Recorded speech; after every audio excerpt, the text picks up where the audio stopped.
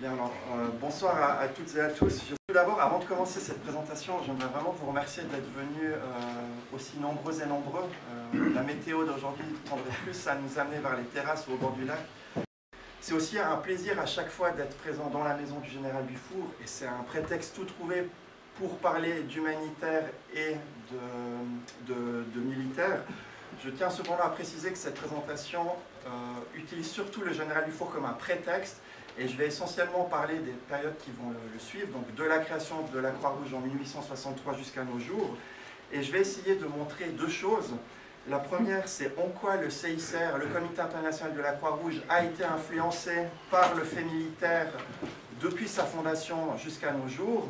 Et dans un deuxième temps, montrer comment cette organisation a spontanément et volontairement essayé d'entrer en contact avec tous les porteurs d'armes pour accomplir son mandat humanitaire.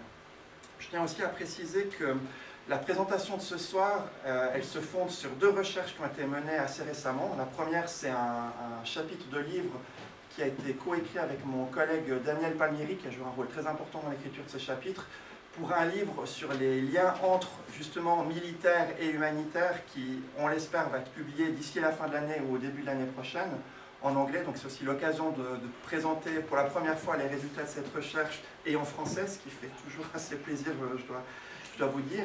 Et la deuxième partie est aussi fondée sur une recherche que j'ai finie en début d'année sur l'histoire de la division phase au CICR pour Forces armées de sécurité.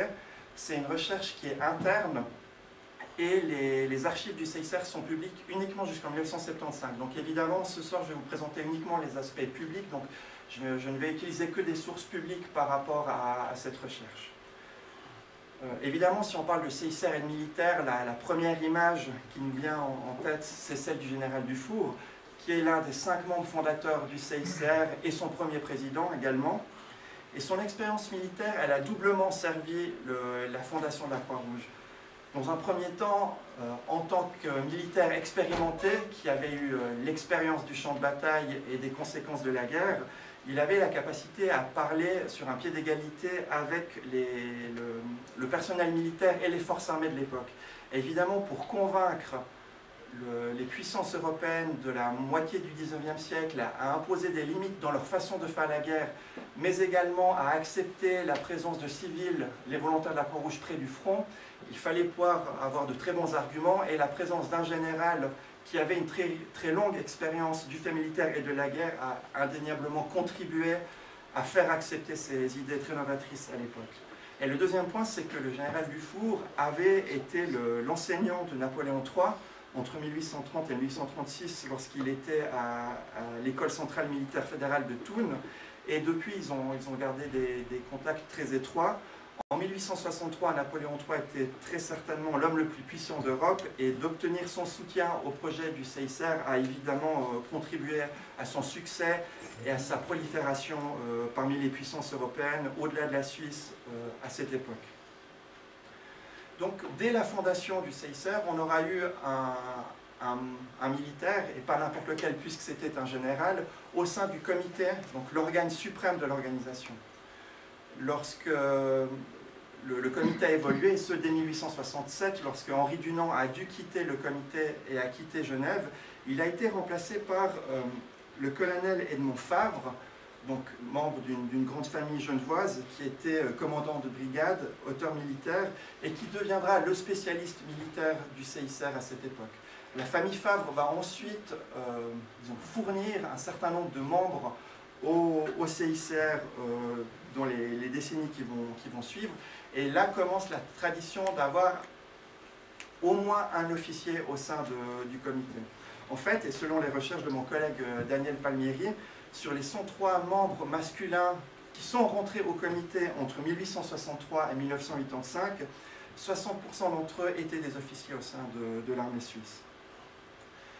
Et sur les 10 femmes seulement qui sont rentrées au comité sur cette même période, il y en a une qui a aussi joué un rôle dans le service complémentaire féminin. C'est André Weitzel, qui a donc été membre de ce service complémentaire de 1939 à 1945, où elle a effectué plus de 1400 jours de service, avant de prendre la tête de ce bureau en 1953 jusqu'en 1976. Et en 1979, elle a rejoint le comité jusqu'à son décès brutal en 1984. Et parmi les autres personnalités que tout le monde connaît, il y en a une qui ne vous est sans doute pas étrangère, je crois qu'elle donne le nom à cette salle, c'est le général Henri Dufour, qui était le commandant en chef de l'armée suisse pendant la Seconde Guerre mondiale et qui est rentré au comité en 1948. Et sur l'image, on le voit tout à gauche, assis au bord de la table. En d'autres termes, la Suisse moderne a connu 4 généraux, Dufour, Herzog, Villet et Guisan, et 2 d'entre eux ont été membres du CICR, ce qui est quand même assez intéressant. La présence systématique d'un officier supérieur, donc disons à partir du grade de lieutenant-colonel ou colonel au sein du comité du CICR, a duré jusqu'au début des années 2010. Et c'était l'une des fonctions que l'on trouvait, de nouveau ça, je me base sur les recherches de mon collègue Daniel Palmieri, qui a fait une étude prosopographique des membres de l'Assemblée de la fondation du CICR jusqu'à nos jours. Et on voit qu'il y a certains profils que l'on retrouve systématiquement au sein de l'Assemblée. Premièrement, c'est un juriste spécialisé dans le droit international humanitaire, ce qui est assez logique, sachant que c'est le cœur du mandat du CICR. On trouve aussi normalement systématiquement un médecin, si possible spécialisé en chirurgie, voire en chirurgie de guerre, une personne spécialisée dans les soins infirmiers, et ça a parfois été des femmes, et enfin des gens qui ont normalement une expérience du terrain, qui ont été délégués du CICR avant de rejoindre son organe suprême, et comme je l'ai dit, un officier supérieur de l'armée. Donc on peut se demander, mais pourquoi est-ce que c'est le cas? Et en fait la réponse elle est assez simple.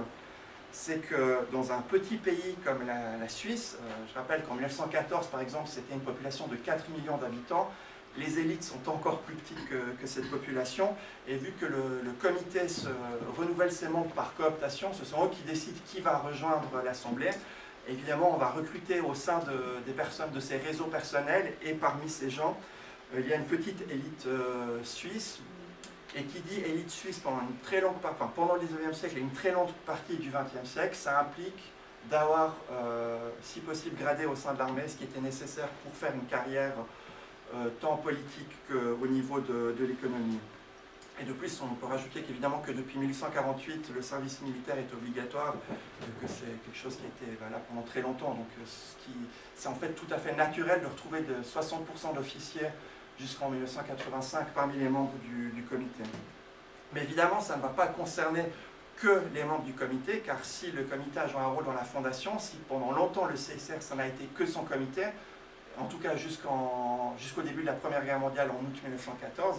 Il a ensuite commencé à engager du personnel, des délégués qui allaient être envoyés sur le terrain, et y compris dans cette population, on va retrouver un certain nombre évidemment de soldats, mais également de délégués qui avaient obtenu un certain nombre de grades au sein de l'armée suisse.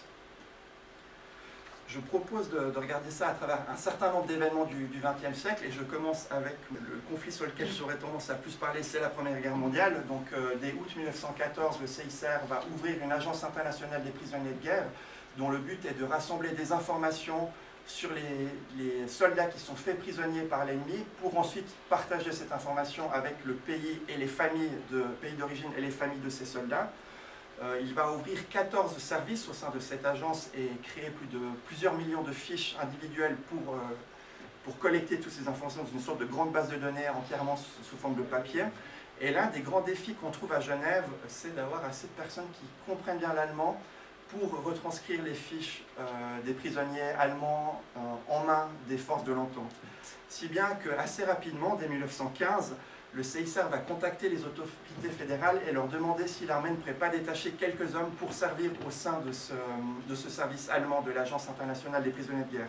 Ils vont aussi faire une demande d'ailleurs sur certains internés allemands qui pourraient potentiellement la rejoindre. À noter d'ailleurs, plus pour l'anecdote, que certains de ces soldats vont ensuite travailler pour le CICR comme délégués. C'est par exemple le cas du caporal Paul Bonifazi, qui deviendra délégué du CICR à Prague en 1919. Mais on va également, pour l'une des premières fois, envoyer des délégués dans les différents pays d'Europe et même au-delà pour visiter les camps de prisonniers de guerre et s'assurer de leurs conditions de détention. C'est un petit groupe de délégués, tous de nationalité suisse, tous des hommes, qui vont effectuer 23 missions dans un peu plus de 550 camps. et ils ont tous, disons, des points communs. Plusieurs sont des élus, on a plusieurs conseillers nationaux, on a des professeurs, on a des médecins, on a évidemment des gradés, en tout cas un colonel et peut-être un lieutenant-colonel. Et le CICR va justement contacter les autorités pour leur demander de pouvoir prendre congé et effectuer ces missions à l'étranger, donc de pouvoir quitter leur service temporairement pour pouvoir partir à l'étranger.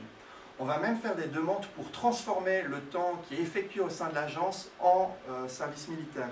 C'est par exemple le cas de William Rappard, qui est très connu à Genève, qui était premier lieutenant de cavalerie et qui a pu passer 89 jours au sein de l'agence dans le cadre de son service militaire.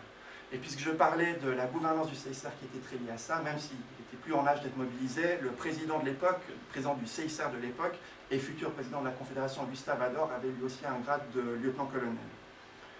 Donc on voit que dès cette époque, on essaye aussi d'utiliser cette expérience, et en tout cas de traduire l'expérience au CICR en jours effectués au sein de l'armée pour leur permettre d'accomplir leurs tâches humanitaires et ne pas devoir être envoyés au sein de la mobilisation. C'est à la fin de la Première Guerre mondiale que le CICR va vraiment envoyer des délégués pour des missions de plus longue durée. Avant, c'était vraiment ce qu'on pourrait appeler des missions itinérantes. On envoyait une équipe depuis Genève pendant quelques semaines pour faire le tour des camps et ensuite revenir. Et vers la fin de la Première Guerre mondiale, on a l'idée d'établir des délégations un peu plus permanentes sur la base de l'exemple danois par ailleurs. Et c'est vraiment à cette époque que le CICR va envoyer ou va engager des délégués, des Suisses qui vivent à l'étranger.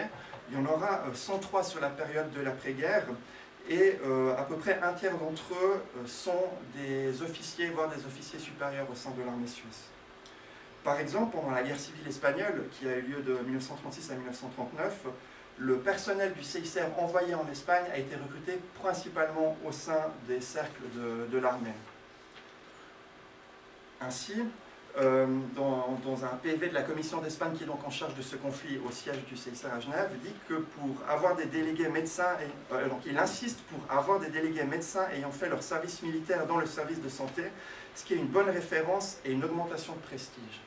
Et par exemple, le colonel Georges Patry, qui était colonel au sein des troupes sanitaires, médecin en chef de la première division, membre du CICR de 1921 à 1951 et son vice-président de 1930 à 1937, il va mobiliser son réseau pour attirer des nouveaux candidats, pour attirer des médecins qui pourraient être intéressés à partir en Espagne pour le compte du CICR. Donc là, c'est assez intéressant parce qu'on peut se dire autant le comité, c'est de la cooptation, on va recruter parmi ces cercles sociaux, autant on pourrait imaginer que pour des missions professionnelles de délégués, en particulier pour des médecins, on aurait des aspects purement professionnels, ce sont les compétences médicales qui devraient primer. En fait, on voit que non, et que déjà, encore à l'époque, la plupart des délégués venaient de familles qui appartenaient à l'élite, aux élites suisses, en fait. Ce qui est aussi intéressant, ce qui veut dire que le recrutement global des délégués se fait sur des personnes qui s'alignent déjà politiquement et idéologiquement sur les vues de l'Assemblée, du comité du CICR. Et que donc le processus de candidature et de nomination, ce qui est peut-être un phénomène qui a perduré jusqu'à très récemment, ou peut-être encore jusqu'à nos jours, va surtout engager des gens qui sont compatibles avec la mentalité CICR pour les intégrer plus rapidement et plus facilement. Un autre fait assez intéressant à cette époque, c'est qu'on peut voir cette préférence pour les officiers ou les gens qui ont une bonne expérience militaire dans les formulaires de demande d'admission au CICR, où par exemple le grade et l'immatriculation sont des indications à remplir avant la profession, par exemple. Donc, ce qui montre l'importance de ce statut. Évidemment, pour partir sur le terrain, on demandait des gens qui étaient en bonne forme physique et mentale et sans casier judiciaire, ce qui n'est pas très surprenant, mais ça indique aussi que ça n'était pas vraiment un poste qui était ouvert aux gens qui étaient pacifistes ou antimilitaristes. Ainsi, pour pouvoir faire carrière, il fallait pouvoir montrer qu'on avait soit une carrière militaire ou en tout cas qu'on avait fait son école de recrue. Il y a une exception à cela, c'est celle de Édouard Naville, qui a été le vice-président de Gustave Ador et président ad intérim quand Gustave Ador a été nommé au Conseil fédéral et qui, là je remonte un petit peu dans le temps, disait en 1920 que peut-être le comité pourrait lutter contre l'esprit belliciste de l'époque et se prononcer en faveur du service militaire obligatoire. Et là, alors on n'a pas le détail de toutes les discussions qu'il y a eu, mais le PV daté du 22 novembre 1920 dit qu'après délibération, Édouard Naville a retiré sa motion. Et donc on peut imaginer ce qui a été dit, sans doute que cette proposition n'a pas forcément été très bien accueillie par les autres membres du CICR. Une question qu'on pourrait se poser aussi, c'est très bien, on a des gens, des officiers, mais est-ce qu'il n'y aurait pas un problème, par exemple, s'ils doivent être envoyés, s'ils doivent revenir en Suisse pour faire leur cours de répétition, ou que se passerait-il si la Suisse devait mobiliser son armée en cas de conflit généralisé? Et évidemment, c'est ce qui allait arriver. Donc, par exemple, au début des années 1920, le chef du bureau du CICR à Berlin est rappelé pour faire son cours de répétition, ce qui entraîne une sorte de réorganisation de la délégation sur place parce que son chef est parti. Mais c'est surtout vers la deuxième moitié des années 30 que là, on va commencer à beaucoup s'inquiéter sur cette question. Parce qu'évidemment, les bruits de bottes partout en Europe se font entendre. Et ainsi, dès 1937, on s'inquiète d'une hypothétique mobilisation générale de l'armée suisse et de l'impact que ça aurait sur les opérations du CICR. À l'époque, sur les 21 membres du comité, plus de la moitié auraient pu être mobilisés et envoyés sur le front en cas de guerre, ce qui fait qu'il aurait resté moins de la moitié du comité qui aurait pu continuer son travail, y compris les deux femmes. La question devient d'autant plus pressante au printemps 1940, donc quand l'Allemagne envahit la France, et là il y a évidemment une très grande crainte que la Suisse connaisse le même sort, et se pose même la question de l'existence même du CICR si la Suisse devait être attaquée et devait rentrer en belligérance contre l'une des parties au conflit. Ainsi, certains pensent que l'institution, que le CICR se mettrait en quelque sorte en pause pour que les membres du comité puissent rejoindre leur unité et combattre contre l'envahisseur, tandis que d'autres pensaient que le cas échéant, ça serait juste la fin du CICR qui perdrait de facto sa neutralité parce que ses membres dirigeants perdraient leur neutralité en combattant contre un ennemi. Comme on le sait, fort heureusement, la Suisse n'a jamais été envahie, elle a pu rester neutre et épargnée par le conflit, mais c'est quand même posé la question du déploiement international de ces délégués dans tous les pays en guerre, et à chaque fois la question, est-ce qu'il n'y a pas le risque de les voir être rappelés au pays pour effectuer leur service militaire? Donc l'une des consignes qu'on donnait aux délégués avant de partir en mission, c'était vraiment d'être sûr qu'avant leur départ, ils étaient vraiment en règle avec, avec les autorités militaires fédérales et cantonales.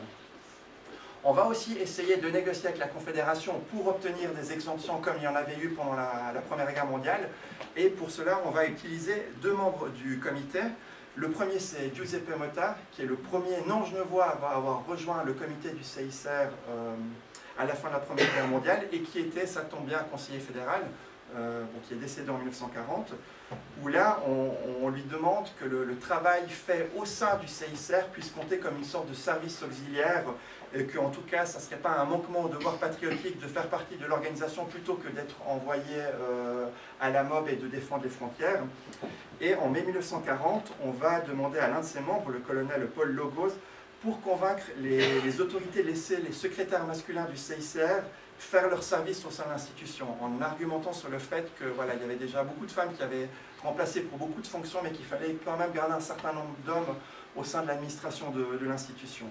On n'a pas trouvé dans les archives des éléments qui disent que ces demandes ont connu une réponse positive, et même il existe un document où on voit qu'un des secrétaires du CICR, à la fin de la guerre, reçoit un message des autorités militaires qui lui disent qu'il est temps de reprendre son service et de rattraper le temps qu'il n'avait pas fait au service de l'armée pendant le conflit. La fin de la Deuxième Guerre mondiale va marquer un tournant, mais c'est vraiment que dans les années 60 que le CICR va de nouveau revenir à la charge et suggérer qu'une partie du temps effectué au sein de l'institution puisse être comptabilisé comme temps sous les drapeaux.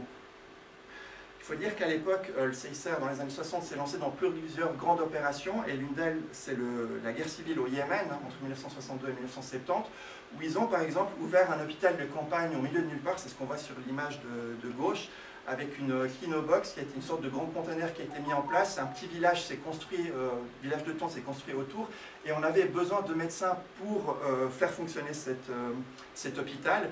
Et donc là, on a essayé justement de négocier. En janvier 1963, le département fédéral de l'armée accorde aux médecins militaires la possibilité de remplacer certaines de leurs obligations jusqu'à la moitié de leur durée normale en participant à une mission caritative. Il faut comprendre une mission avec le CICR, par exemple au Yémen. Autre point intéressant, sur la photo de droite, on voit le chef de mission du CICR au Yémen, André Rocha, qui discute avec un prince yéménite, et André Rocha était lui aussi colonel.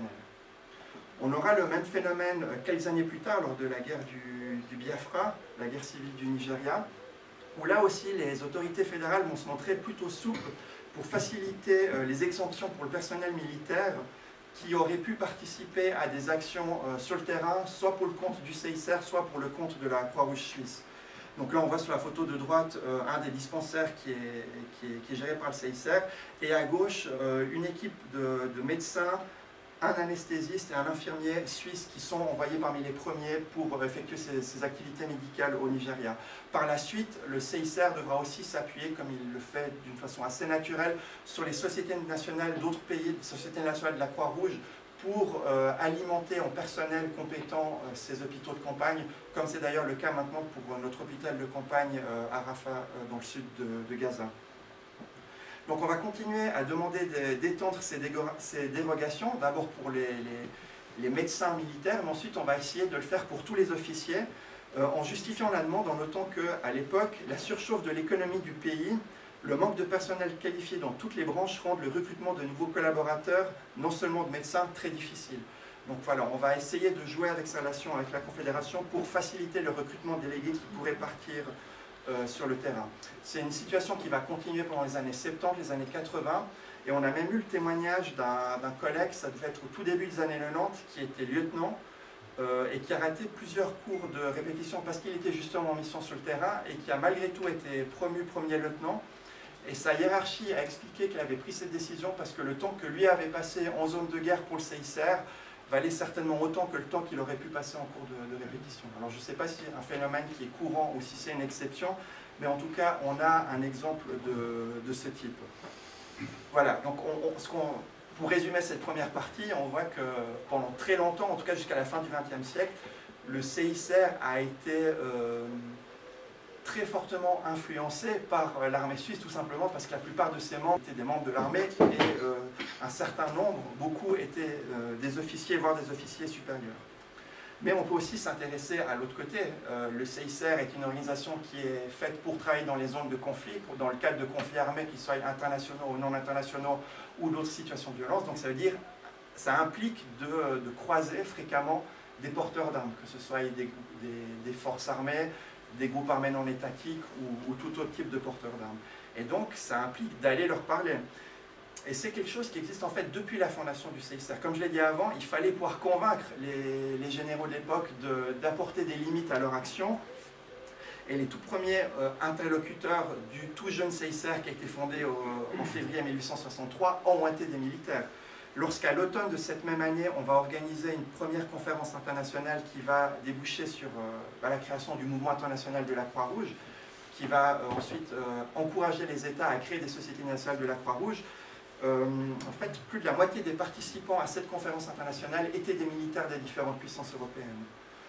Et malgré des débats qui ont, semble-t-il, été parfois animés, on a quand même réussi à trouver un consensus pour ensuite pousser vers une conférence diplomatique, celle de 1864, qui allait déboucher sur la première convention de Genève, conférence diplomatique où aussi une bonne partie des délégués avaient un background militaire assez prononcé. Donc voilà, là l'idée c'est de créer la Croix-Rouge, mais ensuite pourquoi est-ce qu'on va continuer à parler aux forces armées ou à tous les autres types de porteurs d'armes par la suite? Il y a différentes raisons qui peuvent expliquer pourquoi on veut spontanément et en tout cas proactivement aller leur parler. Et la première raison, qui sera très importante dès que le CICR deviendra opérationnel, ce qui n'est pas le cas dès sa fondation, c'est de se faire connaître et de pouvoir assurer la sécurité des équipes sur le terrain. C'est dire, voilà, on est là, voilà ce que nous sommes, voilà ce que nous faisons, et voilà pourquoi il faut respecter notre travail. Le deuxième aspect, qui est peut-être aussi le plus naturel, c'est que la Croix-Rouge a été fondée pour venir en aide à des soldats dans un premier temps. C'était les soldats blessés qu'on voulait protéger et à qui on voulait apporter une aide. Évidemment, après, l'œuvre s'est étendue et dans de nombreux conflits contemporains, ce sont surtout les civils qui payent le tribut le plus fort, le plus lourd de la guerre. Mais l'idée générale, c'était d'abord de s'adresser aux soldats blessés. Et très vite, on va ensuite étendre cette protection, cette assistance aux soldats qui ont été faits prisonniers. Donc soit en faisant un travail agence de rétablissement du lien familial, en les remettant en contact avec leur famille, en les visitant pour leur apporter protection et si nécessaire assistance, ou comme intermédiaire neutre, c'est-à-dire dans le cadre par exemple de rapatriement entre différents belligérants, On a eu un exemple qui est très récent et qui a eu lieu au mois de mai, au mois de juin. C'était en RDC, en République démocratique du Congo, où il y a plusieurs milliers de combattants et leurs familles qui ont été rapatriés par le CICR d'une zone, d'une base militaire qui était entourée par une partie au conflit. Donc on fait traverser toute la ligne de front jusque de l'autre côté pour ensuite rentrer chez eux. Et là, le CICR a agi comme intermédiaire neutre, donc c'est-à-dire que c'était organisé entre les deux belligérants cette activité humanitaire. Un autre exemple assez connu, c'est le rapatriement des prisonniers de guerre à la fin des conflits mondiaux, ou par exemple à la fin du conflit Iran-Irak, où là ce sont plusieurs dizaines de milliers de prisonniers qui ont été rapatriés dans leur pays d'origine sous les auspices du CICR. Il y a quelques années, on l'a fait au Yémen, où c'était très compliqué et il a fallu avoir 5 avions en même temps qui devaient décoller au même moment, parce que sinon les parties n'étaient pas d'accord. Ou autrement, dans le cadre du conflit international en Ukraine, le CICR participe au rapatriement des dépouilles mortelles, donc les soldats qui sont tombés au combat et qui ensuite sont rapatriés dans leur pays d'origine pour que leur famille puisse leur accorder une cérémonie et des funérailles dignes. Ce travail a commencé assez vite après la création du CICR, donc c'est dès la guerre franco-prussienne de 1871 qu'on va commencer les activités agences, donc c'est-à-dire les activités de rétablissement familial, avec la mise en place d'une agence à Bâle, dont le but est justement de récolter les informations sur les prisonniers et de le transmettre ensuite à leur famille. Donc là, vous voyez deux exemples de listes de blessés qui ont été récoltées et ensuite transmises. Ça a évidemment continué pendant les deux conflits mondiaux, où là on a eu des agences qui étaient absolument gigantesques. Si vous avez visité le musée international de la Croix-Rouge et du Croissant-Rouge, vous avez peut-être vu cette masse de fiches et de listes pour le premier conflit mondial. Et ça, c'est vraiment petit par rapport à ce qui a été fait ensuite pendant la Seconde Guerre mondiale. Voilà, donc première activité, première fois, c'est la guerre franco-prussienne. Ça va ensuite se développer assez rapidement, parce que dès la Troisième Guerre carliste en Espagne, le CICR va justement obtenir des informations sur le traitement, mais des blessés cette fois. Et il va ensuite, plus ou moins à la même période, envoyer sa première mission officielle à l'étranger, après le soulèvement en Bosnie-Herzégovine entre 1875 et 1878. Donc voilà, je disais ce travail en faveur des prisonniers de guerre. On voit sur l'image de gauche la visite d'un stalag allemand. Je ne sais pas de quelle nationalité sont les prisonniers sur la photo, avec à droite un délégué qui leur parle. Et justement, des rapatriements de prisonniers de guerre pendant, mais surtout à la fin de la guerre Iran-Irak. Donc là, c'est un avion qui rapatriait des soldats qui étaient gravement blessés. Et ce travail a continué et on a actuellement un bureau spécifique pour le conflit international en Ukraine qui justement traite ces questions des demandes des familles pour les prisonniers des deux camps. Et enfin, un autre aspect extrêmement important dans la façon, et une des raisons pour lesquelles le CICR veut proactivement parler aux porteurs d'armes, en temps de guerre, mais aussi en temps de paix, c'est pour son travail de prévention, c'est-à-dire diffuser les principes humanitaires, mais aussi le droit humanitaire en tant que tel. Donc c'est aussi une activité qui existe dès le début. La diffusion, ce qu'on appelle, c'est une activité que le CICR a menée depuis vraiment le début de son histoire, y compris en temps de paix. Mais la première fois qu'on aura ce qu'on appelle un délégué aux forces armées, c'est seulement en 1979, où on va confier vous l'avez deviné, à un officier de l'armée suisse cette tâche, qui va justement se spécialiser dans la diffusion auprès des forces armées. Et l'objectif, c'est justement d'encourager, de faciliter l'enseignement du droit international humanitaire, le DIH, dans les forces armées gouvernementales et non gouvernementales. Ce travail commence en 1979 et ce délégué va être secondé par ce qu'ils ont appelé une commission des forces armées, composée d'experts en la matière et qui était présidée par Henri Watzel, que j'ai évoqué un peu plus tôt. Voilà, donc là vous voyez quelques images de diffusion.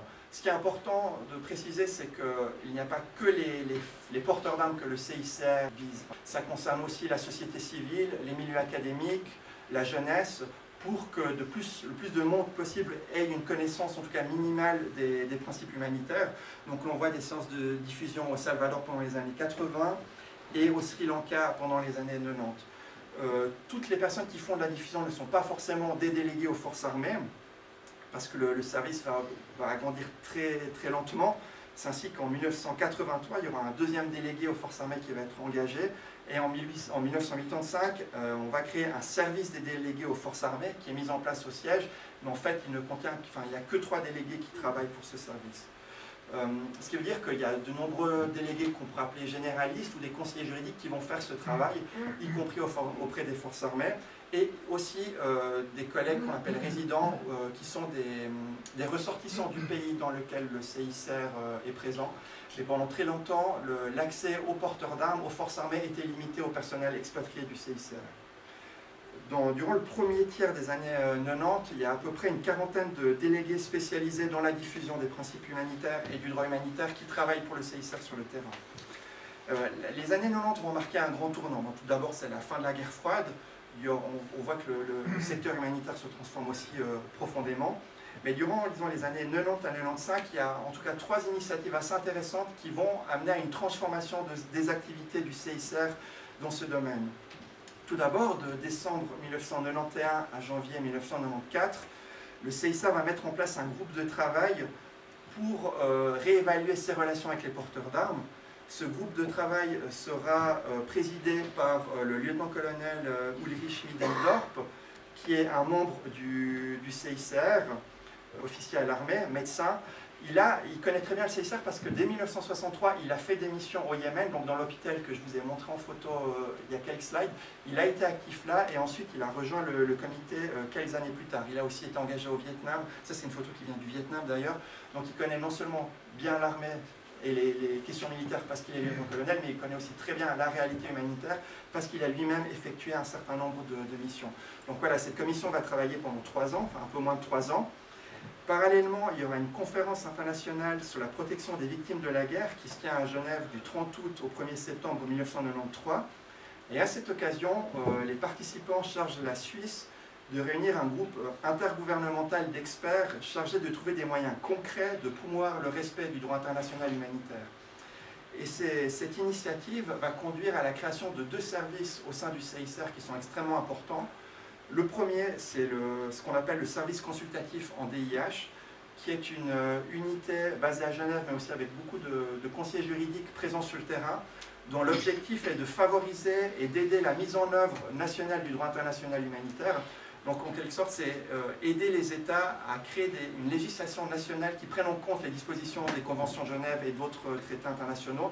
Ça peut par exemple être en lien avec la protection des emblèmes, qu'on puisse régler au niveau national aussi la protection de la Croix-Rouge et du Croissant-Rouge et dire que ce n'est pas un site commercial et que ça doit être protégé et utilisé seulement dans certaines circonstances, c'est-à-dire les services sanitaires, les Croix-Rouges nationales et le CICR et la Fédération internationale de la Croix-Rouge et du Croissant-Rouge.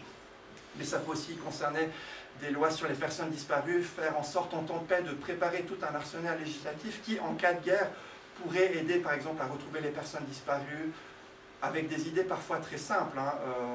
L'idée de donner un médaillon aux soldats, double, avec à chaque fois leur nom, l'immatriculation, c'est quelque chose qui peut sembler très classique, mais qui n'a pas été très présent dans de très nombreuses forces armées. Expliquer que si le soldat est tué, ça permet de l'identifier, d'identifier sa dépouille, mais aussi de pouvoir informer les autorités militaires et ensuite la famille. Donc voilà, ce service va pousser vers ce sujet. Il y aura aussi tout un travail en faveur des cercles académiques, envers la jeunesse, avec un programme qui a été développé, je crois, au début du XXIe siècle. Et l'autre service extrêmement important, c'est une division spécialisée dans les relations avec les porteurs d'armes, ce qu'on appelle la division, ensuite l'unité phase, Forces armées et de sécurité, qui a été créée quelques années plus tard. Et le troisième élément que je trouve particulièrement intéressant, c'est qu'en octobre 1993, la Confédération décide de détacher le divisionnaire Louis Gaguerre auprès du CICR, compté du 1er janvier 1994, pour une durée de 5 ans normalement, mais finalement il va rester 7 ans au CICR. Et son rôle est d'élaborer un concept de formation pour les forces armées, que ce soit tant au niveau national qu'au niveau régional. Et je vais essayer de vous mettre un très court enregistrement où on l'entend justement présenter son travail. Et donc le divisionnaire Gaguerre, c'est la personne qui est évidemment à gauche sur la photo.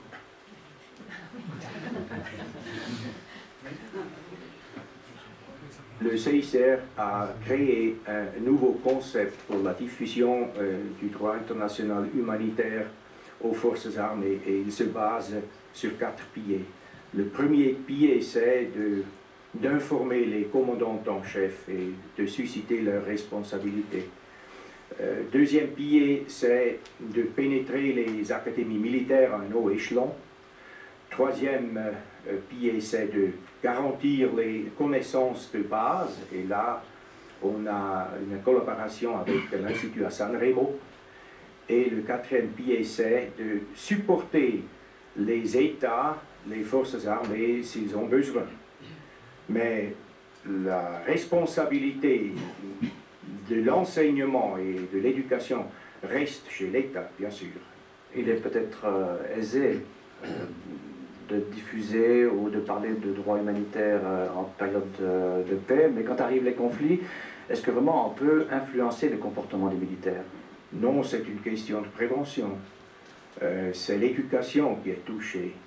Alors, s'il y a le conflit, on doit se baser à la discipline. Et si la discipline n'est pas développée, l'enseignement est trop tard.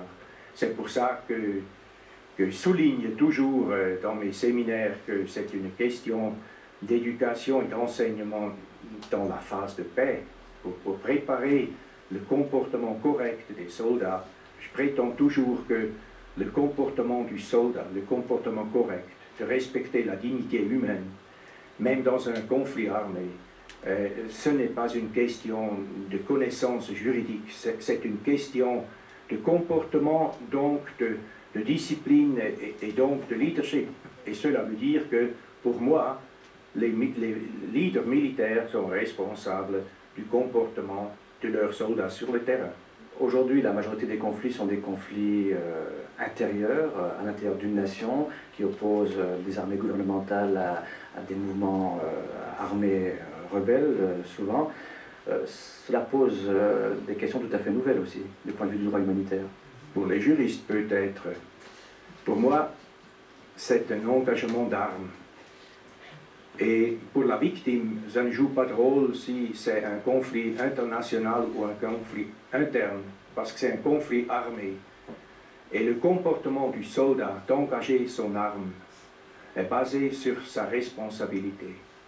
Et là, il ne faut pas faire une distinction si c'est un conflit interne armé ou un conflit international armé. C'est seulement le comportement, le respect des règles qui compte. Vous parlez des victimes, les victimes sont souvent des populations civiles et cela oblige les militaires à des comportements tout à fait précis. Dans l'enseignement, on essaye de présenter la nécessité de bien calculer les possibilités d'avoir des victimes dans la population. Cela veut dire qu'on doit toujours planifier la proportionnalité. Alors, l'engagement de l'arme doit se concentrer à des buts militaires et doit s'adresser à des combattants et on devrait respecter la protection des civils, de la population et cela veut dire, de nouveau, c'est une question d'éducation, de respecter la vie des civils. Est-ce que vos messages sont bien compris?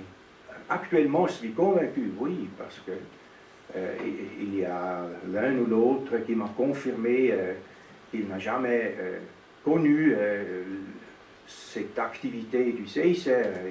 Je dois souligner que les messieurs qu'on a invités là connaissent très bien leurs responsabilités, connaissent les règles. Et vous avez le sentiment aussi que les hommes politiques dont dépendent ces commandants en chef connaissent ces responsabilités du point de vue du droit humanitaire? Oui, j'espère. Il y avait un participant qui a mentionné que c'est dommage que ce n'est pas son ministre qui est là. Voilà. Donc les 4 points qu'il a mentionnés au tout début seront les 4 premiers piliers d'une division qui va être créée en octobre 1994 et qui s'appelle la division des forces armées du CICR, qui va être baptisée assez rapidement en division des relations avec les forces armées et de la sécurité. Lors de la création à l'automne 1994, il y a une équipe dédiée à Genève avec un chef d'unité, un adjoint, un coordinateur, un assistant technique, 2 secrétaires et un conseiller aux forces armées. Et l'idée, c'est évidemment d'envoyer des personnes sur le terrain. Donc on prévoit 9 postes de délégués FASE, délégués aux forces armées de sécurité, à être déployés sur le terrain. À l'époque, ils en ont déjà trouvé 4 pour partir en délégation et 3 en réserve. On met également en place un pool d'officiers militaires extérieurs qui seraient disponibles pour de courtes affectations sur le terrain ou pour dispenser des cours au nom du CICR et qui était composé d'à peu près 40 officiers ou anciens officiers.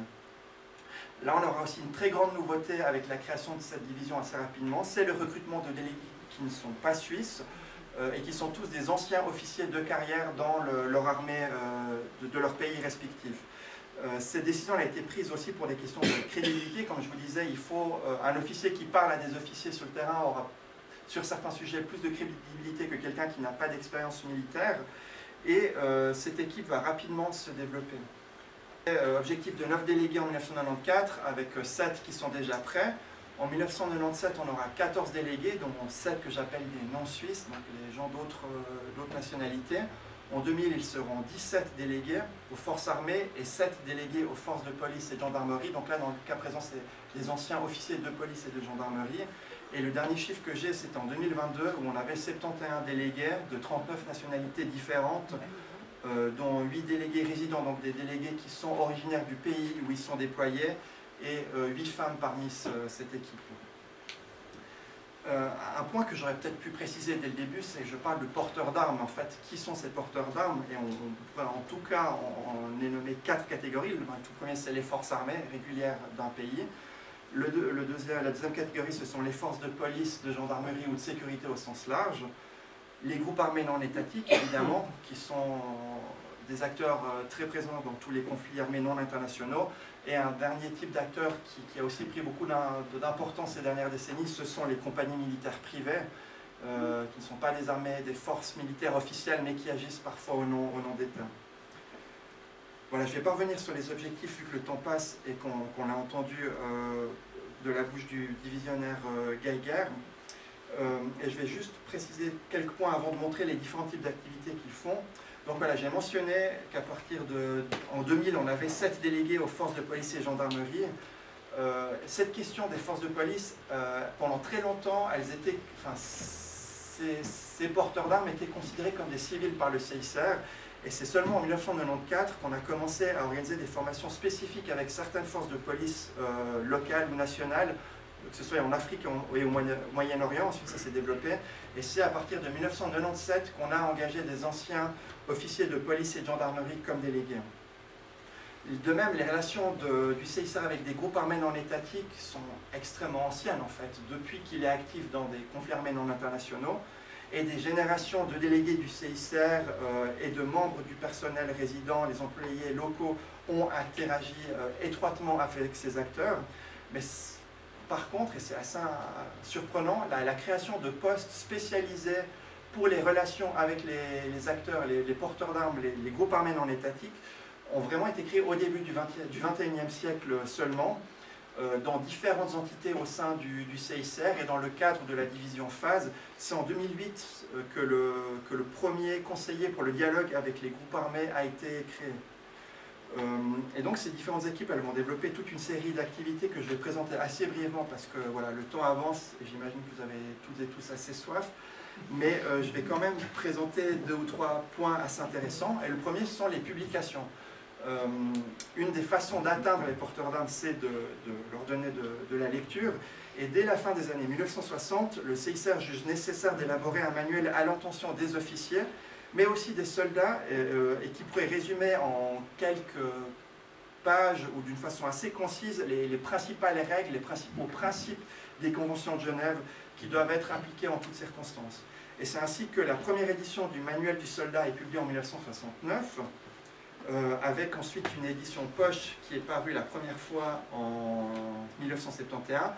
Et comme le dit ce petit extrait de la Revue internationale de la Croix-Rouge, c'est une petite brochure de 24 pages à la lecture facile et qui doit être distribuée très largement. Et d'ailleurs, vous voyez cette photo, j'ai oublié de mentionner que c'est en Jordanie. Et là, c'est une sorte de petite cérémonie pour célébrer la distribution du 600e manuel à ces forces en présence. Et évidemment, très vite, le document il est traduit en différentes langues, donc en français, en anglais, en arabe, en portugais et en espagnol. En 1987 va arriver une publication très importante, c'est le manuel sur le droit de la guerre à l'intention des forces armées, qui a été écrit par le colonel Frédéric de Moulinen, sur la base des 20 ans d'expérience d'enseignement qu'il a donné à l'Institut de droit international humanitaire de San Remo. Donc c'est un institut en Italie qui joue aussi un très grand rôle, un rôle très important dans l'enseignement du droit humanitaire auprès des forces armées. L'objectif avoué de ce manuel, c'était de devenir, et je pense que ça l'est devenu, le manuel de référence pour les cours internationaux et nationaux sur le droit de la guerre. Il a ensuite été, pas remplacé, mais disons complété en 2013 par ce manuel sur les règles internationales régissant les opérations militaires, qui est en gros une refonte assez importante de ce qui est dit. Donc c'est la même philosophie que le manuel de Moulinen, mais qui a été mise à jour et qui a aussi été diffusé largement par dans différents types de formats. Là aussi, je le dis plus pour l'anecdote, mais si on regarde l'histoire de phase du 94 à nos jours, on voit aussi qu'il y a eu énormément de publications, des dossiers pédagogiques, des dossiers pour donner des cours, pour des exercices, des flyers, etc.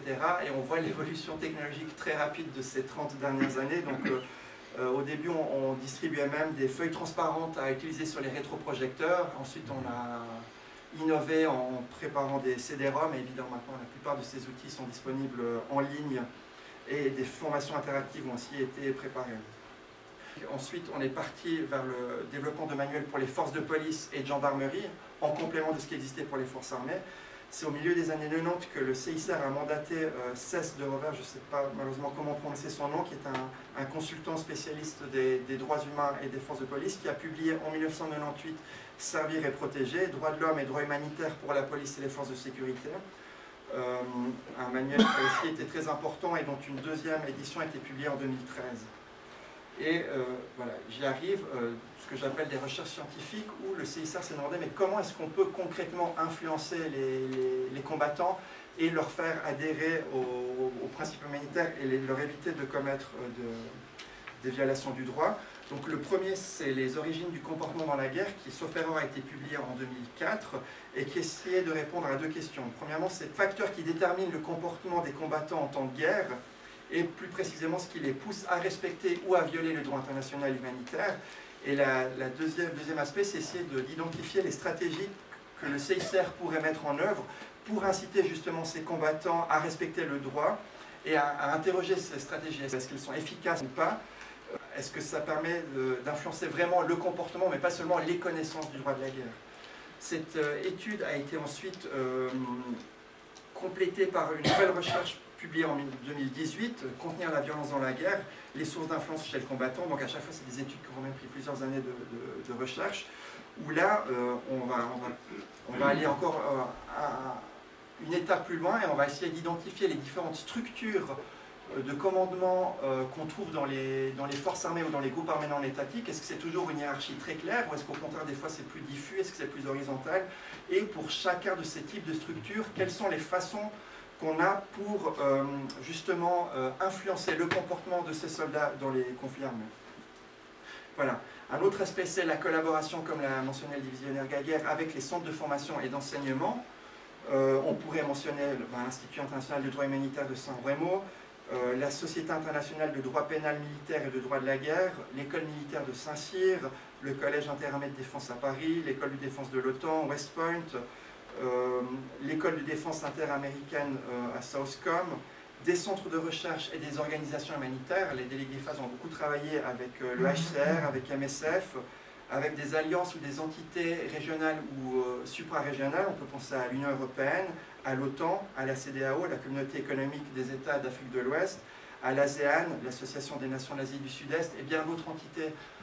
Dans l'étude interne, j'en cite presque des dizaines, et on voit que l'idée c'est justement de parler à ces académies et leur donner la vision du CICR sur la façon dont le droit humanitaire devrait être enseigné.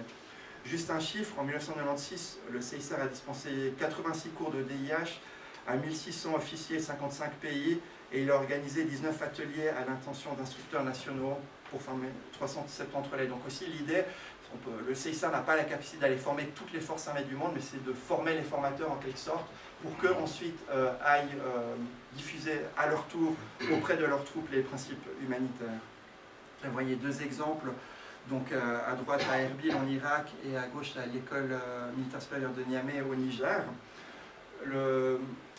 Donc il y a une intervention auprès d'entités qui existent déjà, mais il y aura aussi la volonté de créer ses propres cours, parce que bien sûr il y a l'Institut international de San Remo qui existe, qui était à l'époque unique au monde, mais on se rend compte que la vision de San Remo n'est pas forcément à 100% alignée avec la vision du CICR, du droit international humanitaire.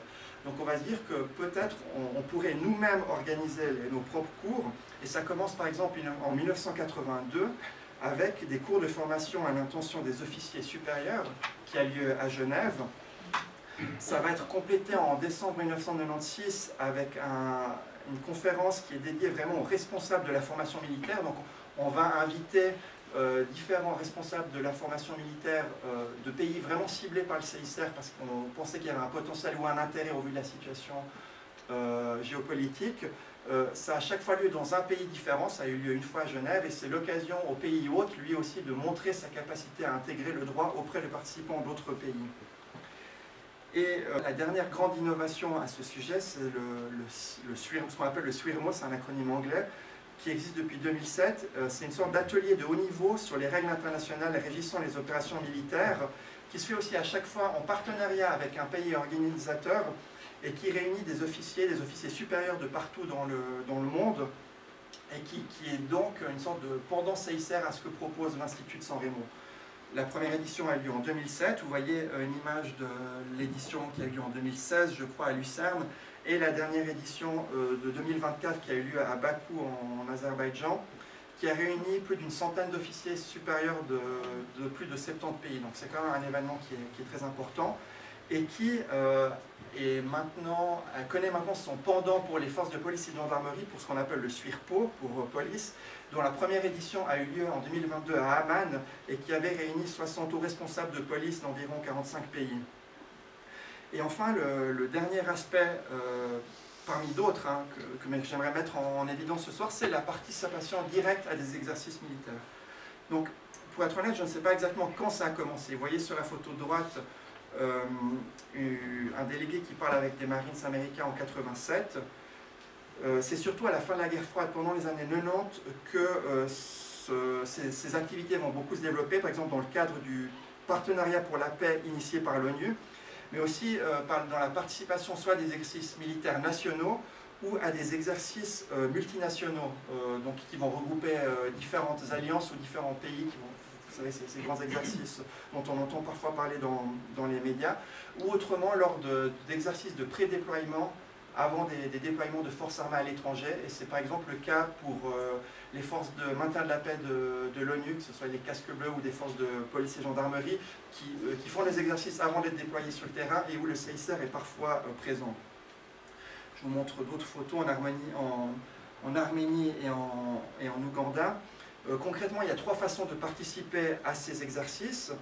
Tout d'abord, c'est de présenter le CICR et ses activités lors de la planification de ces exercices ou pendant certaines de ces séquences, parce qu'il y a souvent des cours théoriques qui ont lieu pendant l'exercice, de proposer des cas d'études et des scénarios liés au droit des conflits armés qui pourront ensuite être mis en œuvre par les organisateurs de ces exercices pour leurs troupes, ou tout simplement en venant jouer le rôle du CICR sur place, une sorte de grand jeu de rôle qui existe aussi d'ailleurs pour la formation des délégués. Pendant très longtemps, ça avait lieu à Kartini, après ça a eu lieu à Ecogia, ça a été un petit peu dispersé, maintenant ça a de nouveau lieu en partie à Ecogia, où il y a des aspects jeu de rôle, comment réagir si vous faites arrêter un checkpoint, comment faire une visite de prison, voilà. Et là, le CICR peut participer à ces exercices en jouant son propre rôle, en quelque sorte. Pour conclure, j'espère avoir réussi à montrer que depuis sa création, le CICR a toujours eu une relation privilégiée avec le fait militaire au sens large. Tout d'abord parce qu'il y a eu une telle présence d'officiers de l'armée suisse dans ses rangs pendant une bonne partie de son histoire qu'il en a été influencé, en tout cas juste vers la fin du XXe siècle. Ça a eu un impact sur sa culture, sur son organisation, sur sa manière d'agir, sur sa mentalité. Et certains reliquats ou un héritage de ça, c'est bête, mais c'est juste la structure très hiérarchique, très militaire du CICR, que ce soit sur le terrain ou au siège. Si on prend le cas du siège, on a des départements, des divisions, des unités, on a des task force, et bon, maintenant on parle plutôt en anglais, mais jusqu'à très récemment, certaines réunions qui étaient dédiées aux chefs s'appelaient des réunions d'état-major. Donc on voit que voilà, il y a encore cet héritage dans le vocabulaire qu'on utilise, même si ça a tendance à se perdre, ne serait-ce que par l'utilisation beaucoup plus présente de la langue anglaise dans le travail de tous les jours. Et ça a aussi changé à la fin du XXe siècle pour deux facteurs principaux. Le premier, c'est l'internationalisation du staff du CICR, et évidemment le service militaire obligatoire, c'est plutôt... je dirais que dans les années 90, c'était plus vraiment la norme, donc évidemment on engage de plus en plus de personnes qui n'avaient pas d'expérience militaire, mais c'est aussi le cas en Suisse où voilà, l'armée a fortement rétréci après la fin de la guerre froide, et où il y avait de moins en moins de personnes qui avaient justement cette expérience militaire. Mais c'est aussi à cette période où on a justement créé une division spécialisée avec des gens, des anciens militaires de carrière, donc ça peut être d'une certaine façon compensé. Ça serait intéressant d'ailleurs aussi de s'intéresser sur la façon dont ces personnes ont été intégrées, parce qu'il y a plusieurs personnes du CICR dans la salle qui pourront confirmer qu'à l'époque on pouvait rentrer très jeune au CICR et faire des premières missions dès 25 ans. Je crois que maintenant l'âge moyen de départ en mission est un peu plus élevé, et on se retrouve avec des délégués FAS qui eux avaient 20 ans de carrière militaire derrière eux, donc il y avait des fois plus de 20 ans de différence d'âge, et qui n'étaient pas suisses en plus, qui n'avaient pas forcément la même langue ou les mêmes références culturelles. Donc ça serait intéressant de voir comment la mayonnaise a pris pendant les premières années. Je ne suis pas sûr que ça ait été très facile, mais ça s'est fait petit à petit. Et il faut quand même reconnaître que la formalisation de ce travail avec un poste de délégué aux forces armées en 79 seulement, et d'une vraie division à partir de 1994, c'est quand même extrêmement récent par rapport aux plus de 160 ans d'histoire du CICR, au fait que ça a quand même été le public principal dès la fondation un public très important dès la fondation de l'organisation. Et on voit que le rôle de ces délégués n'a cessé d'évoluer. Et l'un d'eux me disait il y a quelques mois qu'en fait, on leur demande plus seulement de venir faire de la diffusion, mais on leur demande aussi de jouer une sorte de rôle d'attaché militaire, comme on en trouve dans beaucoup d'ambassades, donc d'avoir une lecture des dynamiques de conflit, d'entretenir évidemment des liens avec toutes les forces armées, mais aussi d'apporter leur expertise, par exemple, en matière de prévention, de protection, ou tout simplement en matière de sécurité. Un certain nombre de ces délégués FAS que nous avons ont, eux, connu l'expérience du feu. Ils ont combattu dans, je ne sais pas, en Afghanistan, en Afrique ou dans d'autres endroits, et ils ont dû gérer aussi des troupes sur place, donc ils ont peut-être quelque chose à amener au niveau de la gestion de la sécurité de nos équipes sur le terrain. Et pour vraiment conclure cette fois, je voudrais faire deux remarques et poser une question. La première remarque, c'est que ce n'est pas vraiment surprenant de voir que le CICR il a autant été influencé par le fait militaire. C'est juste un reflet de la culture suisse, sachant que le CICR est à la base une organisation suisse, elle est restée à 100% pendant très longtemps.